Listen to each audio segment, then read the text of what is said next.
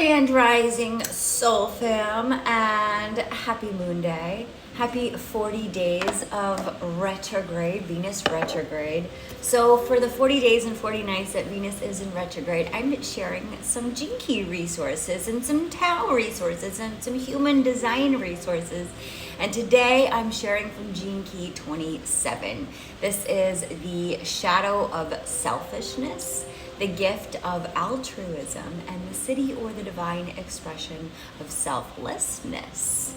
So we're in day 8 of Venus retrograde, and I am sharing from the Wisdom Keeper's 64 Faces of Awakening by Dr. Rosy Aronson.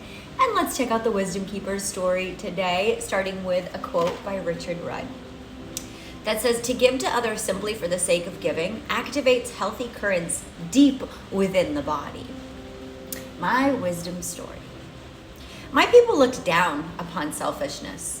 Status and respect were earned through generous giving and personal sacrifice, not through self-centered accumulating and individual achievement. From the moment I could hold something in my hands, I learned to give it away. On birthdays, I gave gifts to my guests. When participating in ceremony, I gave gifts to my teacher and those around me. When I became a young woman, I served my family willingly and without complaint.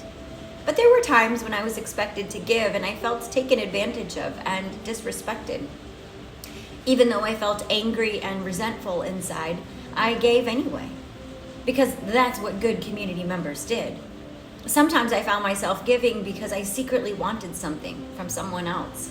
Their respect, their love, their admiration, their gratitude. Once I worked for several days preparing a meal for the whole village, when what I really wanted to be doing was swimming in the river with my brothers. My self-sacrifice seemed to go unnoticed and unappreciated. Without realizing it, I pounded my frustrations into the tortillas that I made. When some of the villagers got ill after their meal, I felt just terrible. As I was about to confess to the elders that my self-centered heart had poisoned the food, my grandmother, a master gardener, stood up and told the community that she hadn't properly tended to the corn and that the belly aches were her fault.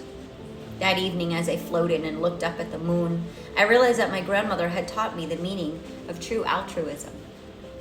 My gift to you. It's time to look honestly at your relationship to giving. Are you giving from your heart, or are you giving away your power? Are you giving without attachment or with a hidden agenda? What did you learn during the first 7 years of your life about selflessness and selfishness? I ask you to be intuitive in your giving. Give to causes and to people who are fertile, who can make use of the gifts they receive. If you're feeling angry or resentful, do not give. Not yet. Wait until your heart opens. Practice random acts of kindness whenever possible, and your sincere altruism will bring more joy and abundance into your life than you can possibly imagine. Questions for contemplation. Where are you sacrificing yourself in ways that aren't healthy for you? Where are you giving without strings or with strings?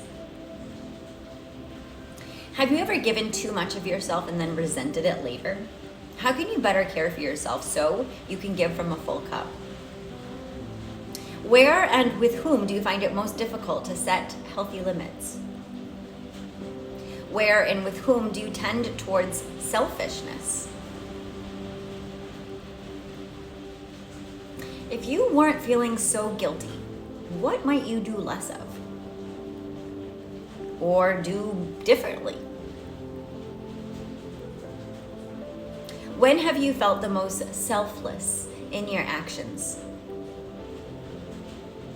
And what are you feeling genuinely grateful for right now? Write it in your journal. And lastly, this is my favorite one. Do something nice for someone today without them knowing it. It's good for your health. I love this. To give without the expectation of receiving is to truly be in the frequency of grace. Sending you so much love.